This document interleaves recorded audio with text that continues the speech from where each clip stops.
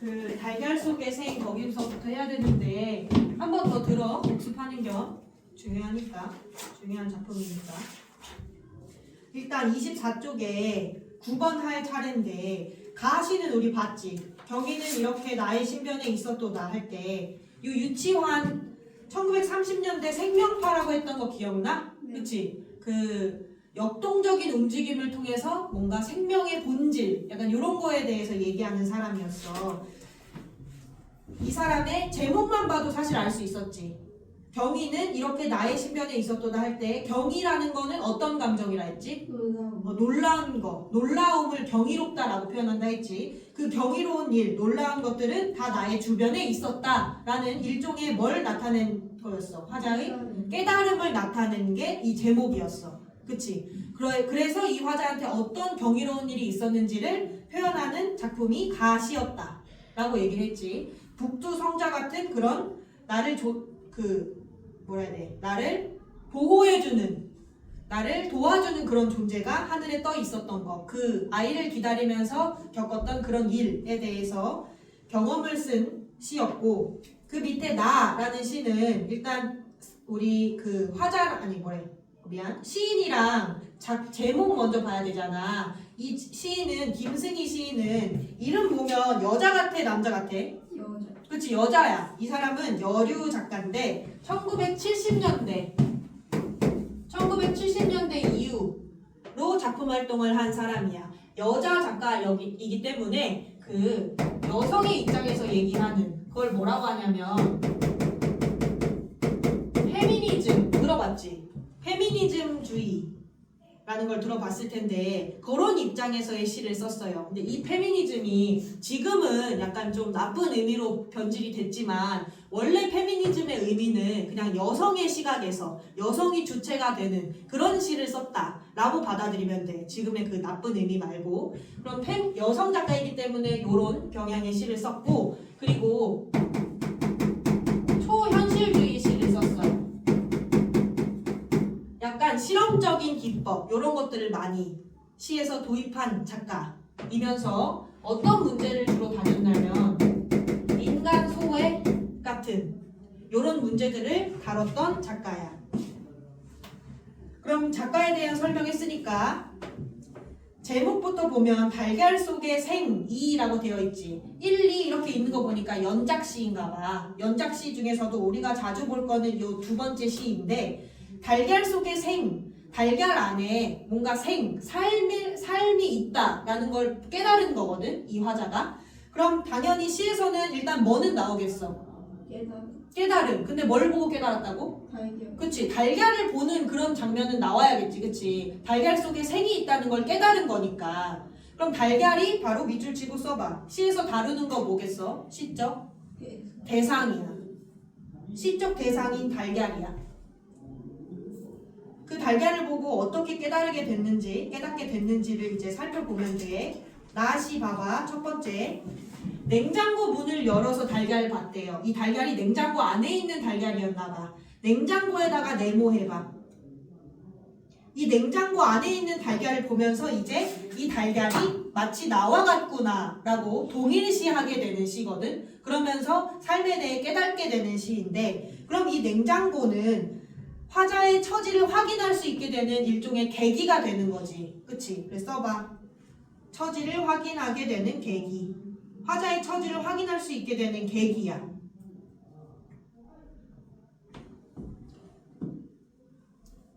그 냉장고 문을 열었더니 뭐가 있대?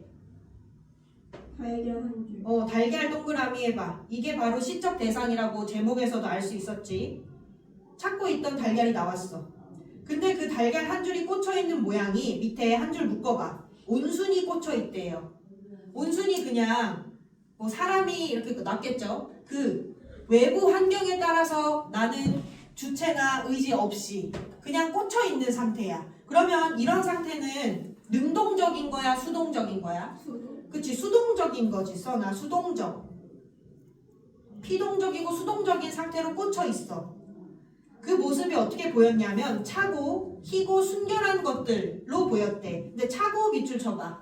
차갑다는 거지. 냉장고에 있으니까. 근데 옆에 희고 순결한 밑줄 쳐봐.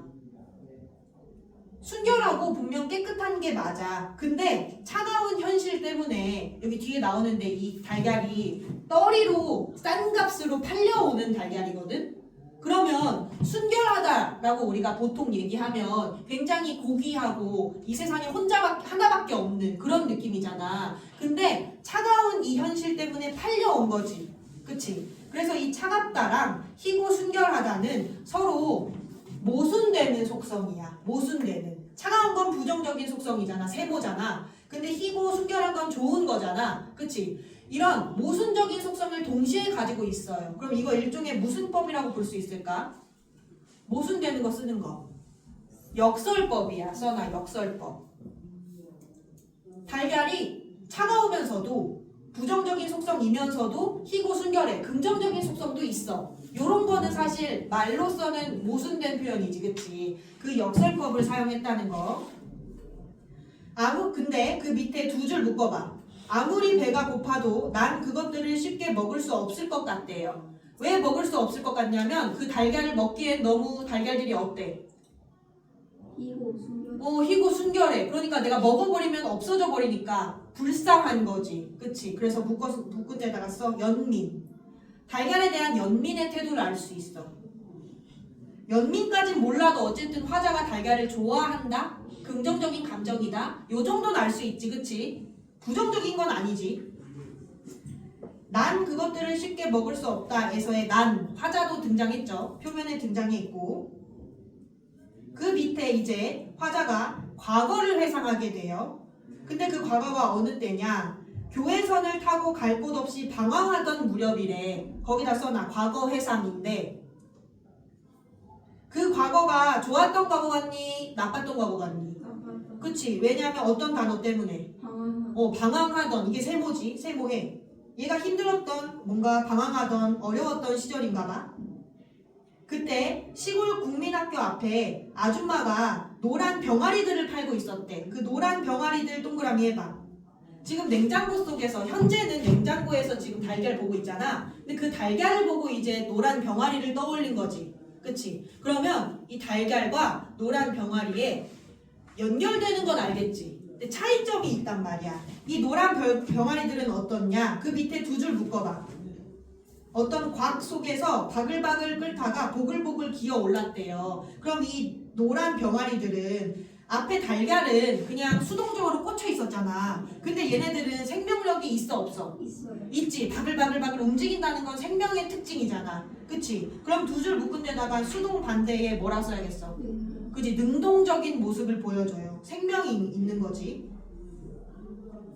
그리고 리을, 보글보글 이런 거 있으면 우리 어렵지 않으니까 보글보글 이런 거 움직이는 모양을 뜻하는 거잖아. 뭐겠어?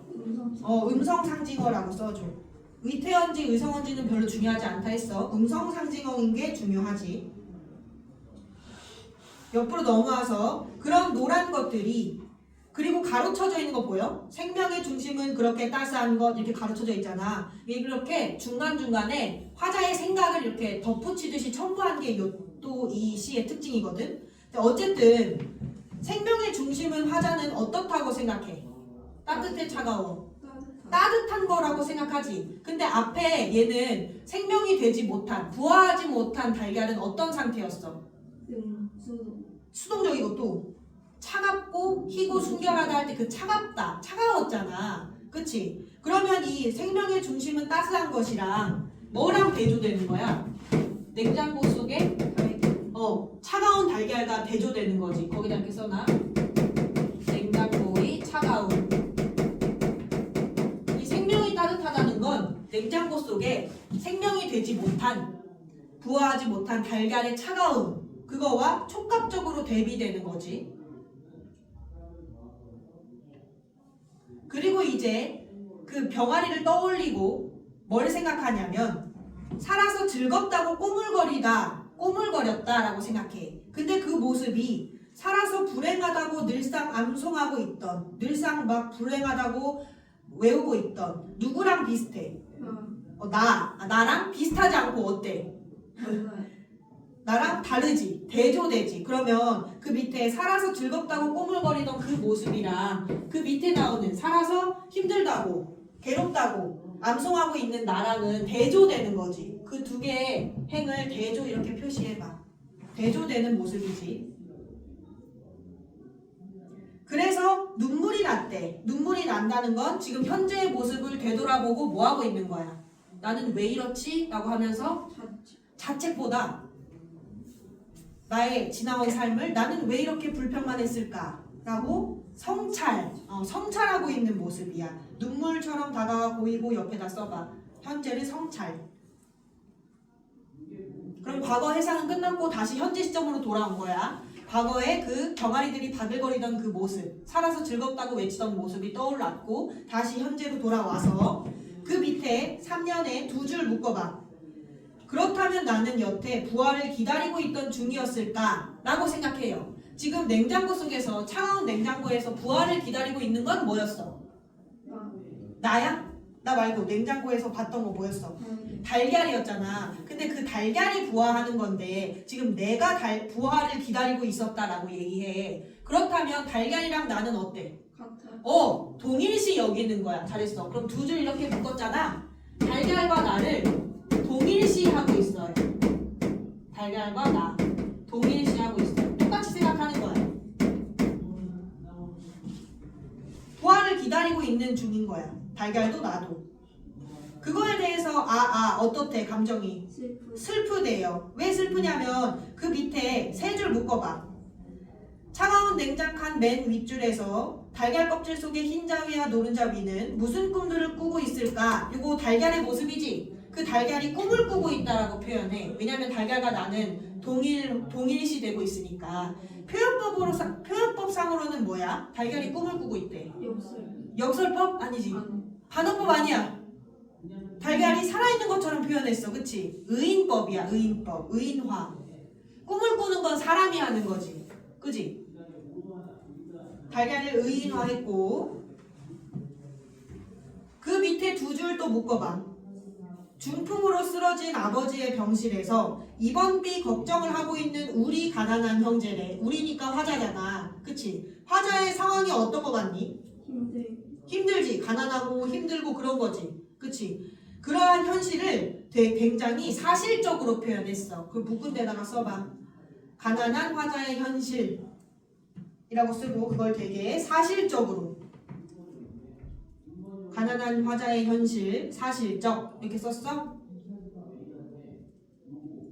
혼자 분석할 때는 그냥 부정적인 상황에 있다, 좋지 않은 상황에 있다 요 정도는 최소한 파악을 해야 돼요. 그치?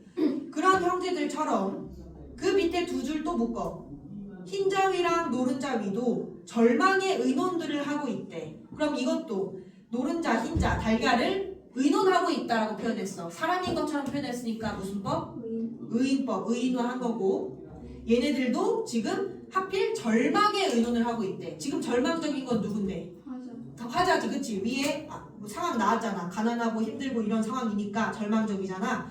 그런 절망적인 의논을 달걀들도 하고 있다는 건 나랑 달걀이 또 동일시, 같다 라고 표현하는 거야.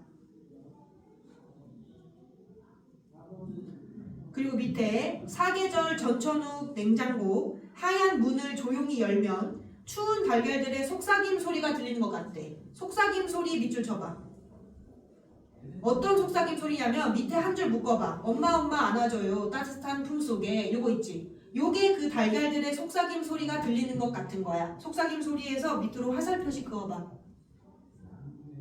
그럼 왜 자꾸 따뜻하게 안아달라고 하냐? 추운 달걀들, 추운에다가 세모해. 추우니까. 지금 달걀들이 시련 고난을 겪고 있으니까. 근데 이걸 달걀로만 보면 안 되니까. 그치? 화자랑 동일시 했으니까 화자의 부정적인 그런 시련 고난 요런 걸 상징한다고 볼 수도 있겠지. 그 밑에 어미닭에 안기지 못하고만 달걀들처럼이니까 무슨 법? 지교법. 우리 이런 거 잡아와야 되지. 그치? 그 밑에 한 줄 또 묶어봐.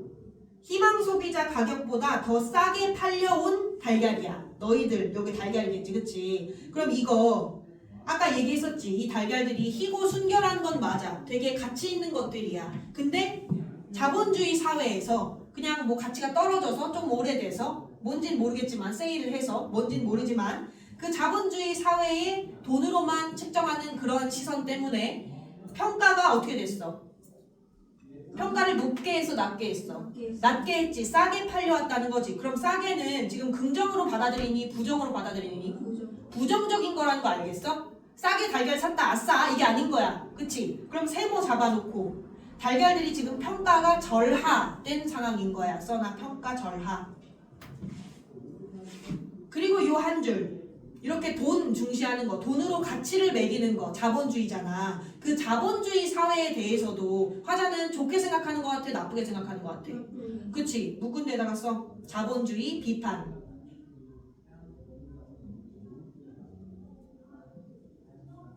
부정적인 어감, 어투라는 걸 꼭 알아야 되고 싸게 팔려온 너희들처럼, 여기서 너희들이 누구겠어?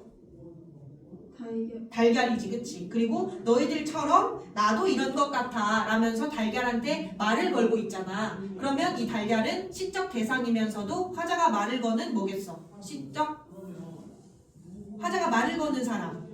청자, 그치? 청자이기도 한 거야. 청자라고 써. 달걀이고 청자지. 그 너희들처럼 나도 어떤 사람이냐. 밑에 세 줄 마지막 묶으면 돼. 밑에 세 줄 남은 거 쭉 묶으면 이 너희들처럼 나도 이래 라고 하니까 또 동일시 하고 있는 거지. 써나 동일시. 나도 그럼 이 자본주의 사회에서 평가가 절하된 상태인 거지. 그걸 어떻게 표현했냐면 뭐가 없대? 뭐가 분실했대? 여권 밑줄 쳐봐. 그럼 이 여권은 좋은 의미일 것 같아? 나쁜 의미일 것 같아? 그치? 이 삶에 대한 의지나 뭔가 행동력, 능동적으로 사는 거 이런 것들을 나는 분실한 거잖아. 그치? 그럼 이 여권은 동그라미 해야겠네. 동그라미 하고 써놔. 행동력, 뭐 의지 이런 것들을 분실했어요. 그 수동적으로 꽂혀있는 달걀처럼. 그랬더니 그러니까 맨 마지막 줄에 밑줄 쳐봐. 초연해지는 것 같다. 밑줄 쳐봐. 오히려 절망은 조용하고 초연해지는 것 같대. 초연하다는 게 두 가지 뜻이 있는데 그냥 담담하게 받아들인다 라는 의미가 있어요. 그렇게 나쁜 뜻이 아닌 긍정적인 의미의 뜻도 있어. 그러면 이 초연해진다는 건 첫 번째로 이 절망을 화자가 담담하게 받아들이고 그리고 좀 더 나아가야겠다. 긍정적으로 해석해 볼 여지가 있는 거거든. 그럼 여기서의 화자의 정서는 담담함이야. 담담하게 절망을 받아들인다 이런 태도인 거야. 이 초연해지는 게. 근데 두 번째로 이 초연하다는 게 받아들이고 나아가자 이런 의미도 있지만 받아들이고 주저앉아버리는 그냥 체념해버리는 좀 부정적인 의미의 뜻도 있어요. 그런 뜻으로 본다면 이 절망에 지금 화자가 조용하고 체념하고 있는 상태라고도 해석할 수 있어. 초연하다는 단어의 뜻에 따라서 두 가지로 화자의 태도, 정서가 결정이 된다라고 보면 돼요. 그러면 가, 나, 시를 다 했으니까 우리가 이걸 풀어오는 게 숙제가 아니었어가지고 좀 지금 풀어볼래?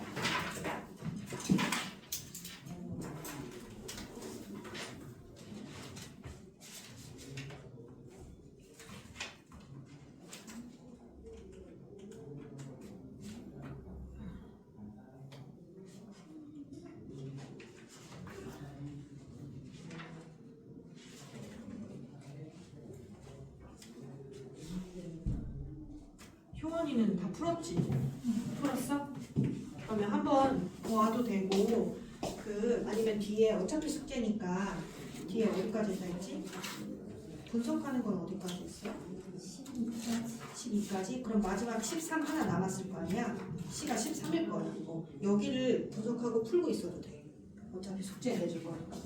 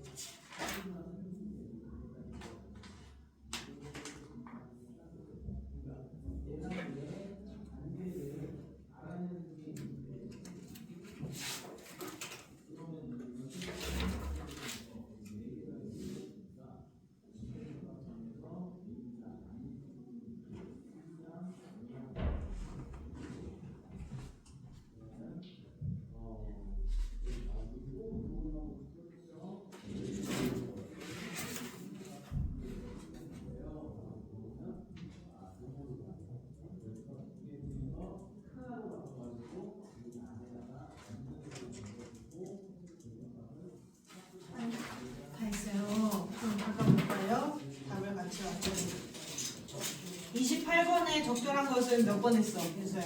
저요? 2번. 잘했어. 맞췄어. 2번이지. 특정한 시어 가에서는 북두 성좌 뭐 이런 거 반복되고 나에서는 달걀 계속 반복되지. 그치? 의미 부각하고 있는 거 맞고. 29번. 1번은 1번 맞아. 이 1번 북두 성좌가 불행을 초래하는 거야? 아니지. 오히려 우리 가족을 지켜주는 그런 거였잖아. 그치? 불행을 초래한다 이게 틀렸지. 30번은 2번 2번. 잘했네. 뒤에 이거 해설 다 했나? 해설 다 해주셨지? 그치? 31번은 답 뭐 했어? 3번 땡. 3번 아니에요. 답 맞췄다 했지 효연아? 안 맞췄어? 맞췄어 맞췄어? 답 뭐였어? 2번 2번이지. 2번 봐봐. 2번 윤서야. 가에서는 저녁 한 길로 나가본 화자를 통해서 시적 대상인 거리 끝과 시적 화자가 넘어가봐. 시적 대상인 거리 끝과 시적 화자가 맨 마지막 줄 보면 동일시 되어 있대. 거리 끝이 화자야? 아니 가시에서? 아니지.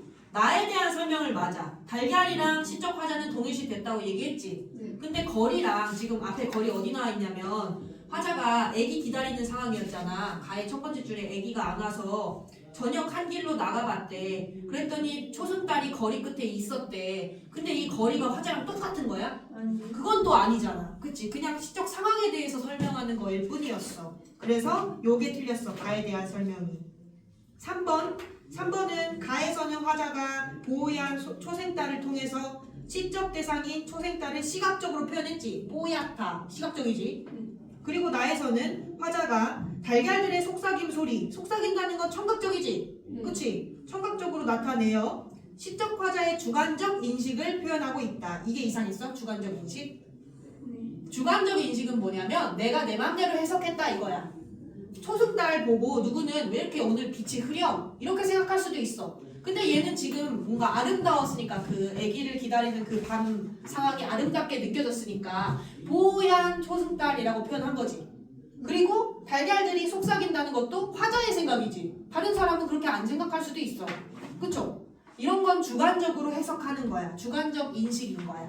이런 표현을 써요. 너네 우리 학교에서 한강여고에서 굉장히 좋아하는 표현 중에 하나다. 주관적 인식 이런 거. 그럼 3번은 맞죠? 뒤에 10번 현대시 10 하면 되겠네. 첫 번째 시가 연륜이네. 연륜. 이 가만 하고 좀 쉬자. 가 보면 시인 되게 중요해. 김기림 시인 보여?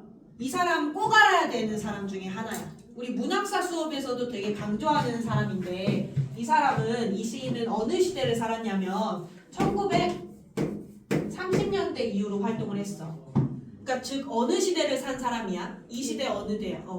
일제강점기 때 그 시인이야. 일제강점기인데 30년대도 한창 그 일제강점기 중이었을 때잖아. 그치? 근데 1930년대 러시아에서 아니지 러시아가 아니라 새로운 그 경향 서양에서 새로운 것들이 들어오게 되는데 그걸 모더니즘이라고 하거든.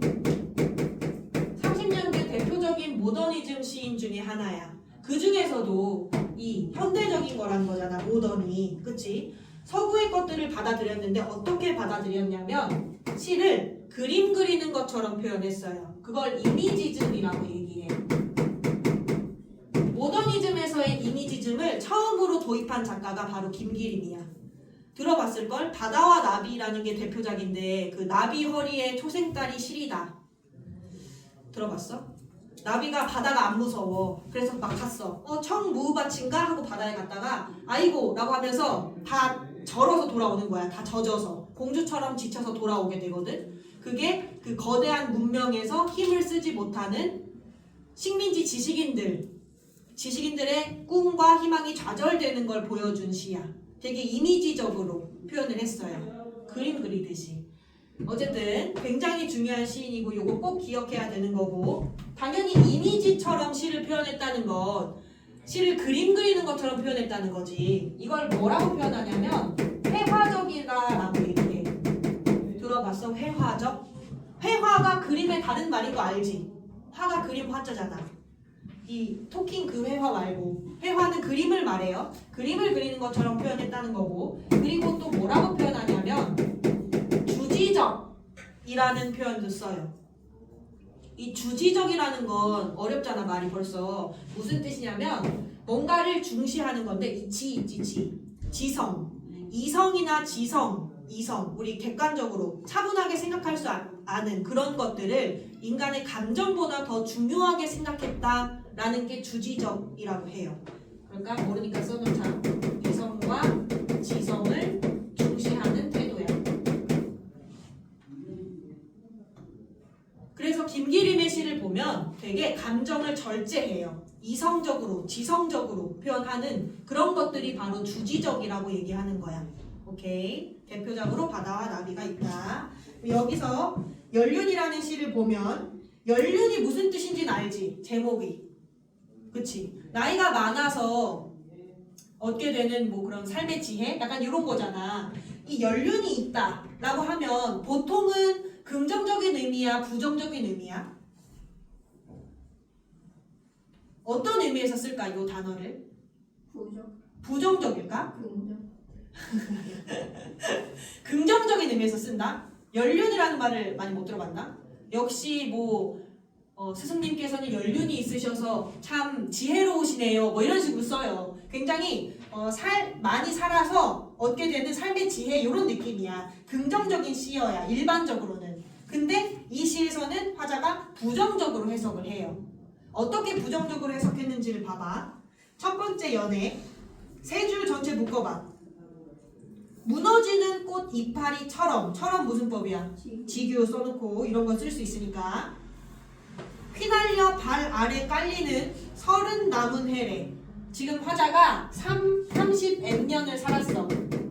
30 몇 살이야. 그 30 정도 되는 그러한 삶이야. 그러한 삶을 살았는데 그러한 나의 삶이 무너지는 꽃 이파리 같았고 발 아래에 깔렸대요. 그럼 나의 이 30년 동안 살아온 내 삶에 대해서 되게 좋게 말하는 거 같니? 나쁘게 말하는 거 같니? 나쁘게 말하는 거지. 그래서 이 30 남은 해에다가 세모해놔봐. 화자라고 써. 이게 화자야. 화자의 나이를 말하는 거니까. 30 몇 년 살아온 화자를 말하는 거니까. 옆에 묶은 걸 보면 우리가 이걸 나쁘게 말한다라고 얘기했잖아. 되게 초라하고 보잘것없는 이미지로 표현을 했어요. 내가 살아온 것들을. 그걸 구체적으로 어떤 이미지를 사용했을까? 무너지는 거야. 그리고 발 아래에 깔렸대. 이런 거 무슨 이미지야? 시각적인데 무너졌어. 그리고 발 아래에 깔렸어. 그치? 묶은 데다 써. 하강 이미지. 하강의 이미지를 사용해서 나의 삶이 되게 보잘것없고 발 아래에 깔리는 거야. 밟히는 거야. 보잘것없잖아. 초라한 거잖아. 그치? 그렇게 표현을 했어요. 여기까지는 아직 근데 뭐 부정적으로 생각하는지 잘 모를 수 있어. 근데 이연에서는 확실히 알아야 돼. 이연 봐봐. 구름같이 무슨 법이야? 같이 지규 또 쓰고 구름같이 피려던 뜻은 날로 굳어버렸대. 그럼 이 뜻은 우리 동그라미 할 거야? 세모 할 거야? 세모야? 구름같이 피려던 내 꿈이 뜻이 지금 굳어버렸어. 그러면 이 꿈은 뜻은 당연히 좋은 거지. 그치? 동그라미야. 화자의 꿈이나 이상을 상징해요. 근데 그게 지금 굳어버렸어. 날로 시간이 갈수록 굳었어. 이 굳어 얘가 뭐야? 얘가 세모지. 한금 두금 곱다랗게 감기는 연륜이야. 그러니까 나의 꿈은 이루어지지 못하고 시간이 지날수록 나는 나이만 먹고 있는 상황. 그걸 연륜이라고 표현한 거야. 그럼 이 연륜도 동그라미 세모 중에 뭐 해야 돼? 세모해야 되는 거야. 근데 그 연륜이 곱다랗게 감긴데 사실 얘는 진짜로 곱다랗게 내가 나이 먹고 가고 있다 라고 얘기 안 하지. 그치? 그럼 이 곱다란 거는 반대로 얘기한 거니까 무슨 법이야? 반어법인 거야. 반어라고 써놓고. 또 하나 더. 우리 나이를 먹는 거는 눈이 보여? 눈에? 안 보여. 그치? 눈에 안 보여. 나이를 먹는 것 자체는 눈에 보이지 않지. 근데 그 나이를 먹는 거, 연륜이 쌓이는 게 마치 나이테에 금이 하나씩 생기는 것처럼 곱다랗게 한금 두금 감긴다라고 표현하지. 우리 이런 거 뭐야? 눈에 안 보이는 거, 눈에 보이는 것처럼 표현하는 거. 추상적 관념. 옆에다 써놔. 이거 진짜 중요해. 추상적 관념의 구체화, 시각화, 형상화, 다양한 말로 나온다 했죠. 왜 중요하다고 하냐면 이번에 시험 알지? 시험지 풀이해줬는데 이 추상적 관념의 구체화 문제가 2개가 나왔어. 굉장히 어렵게.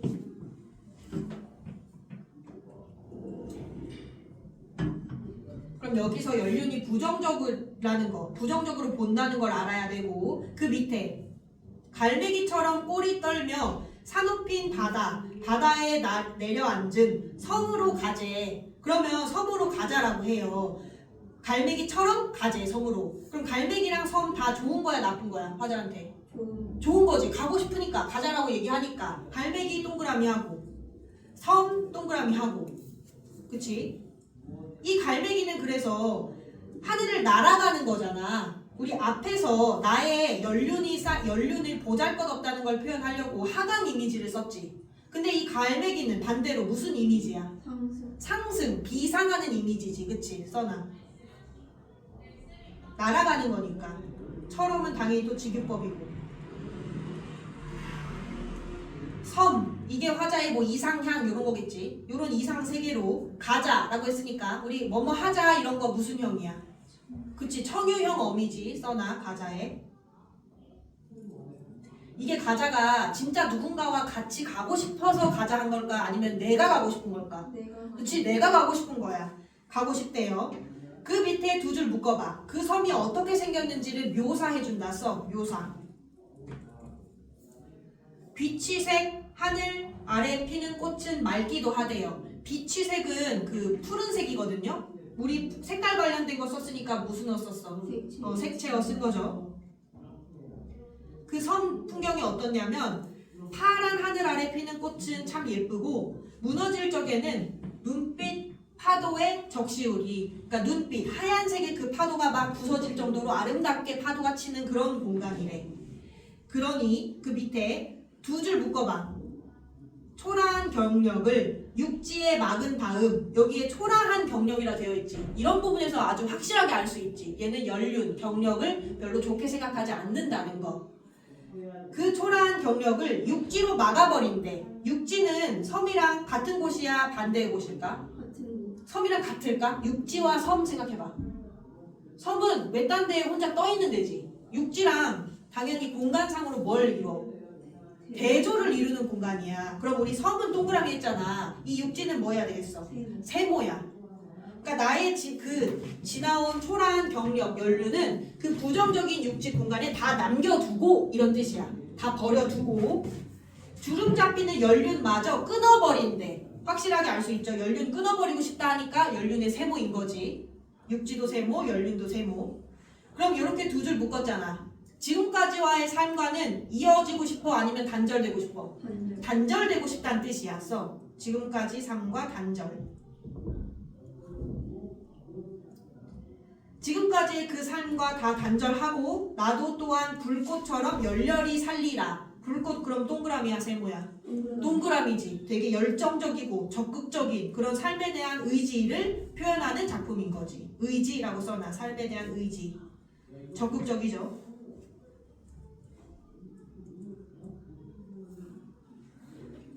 그럼 이게 왜 이미지즘 시인지 알겠어? 뭐 갈매기나 뭐 연륜이 이렇게 감기는 거라든지 되게 눈에 보이는 것처럼 표현한 것들이 많지. 그리고 푸른색, 비치빛이나 눈빛, 하얀색이잖아. 이런 색깔 관련돼서 사용하는 거, 색채 대비 이런 것들이 이미지즘 시의 대표적인 특징이거든. 그러니까 이미지, 그림처럼 시를 표현했죠. 굉장히 중요한 작가야. 꼭 기억해야 돼요. 잠깐만 쉬었다가 대장간 리뷰 할게.